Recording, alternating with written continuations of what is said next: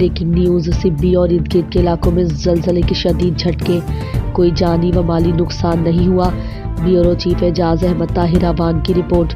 Media reports के मुताबिक आज जुम्मा 3 जनवरी 2025 को बलोचिस्तान के शहर सिब्बी और उसके गिरदोनवा में जलजले के शदीद झटके महसूस किए गए। जलजले की शिद्दत 4.7 रिकॉर्ड की गई, जिसकी गहराई 18 किलोमीटर थी और मरकज सिब्बी से 22 किलोमीटर जुनूब मशरिक में वाक़ था।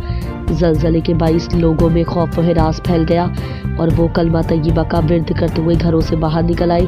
ताहम किसी जानी या माली नुकसान की कोई इत्तला मौसूल नहीं हुई। ये जलजला सिब्बी और उसके अतराफ में सुबह 5:20 पर रिकॉर्ड किया गया।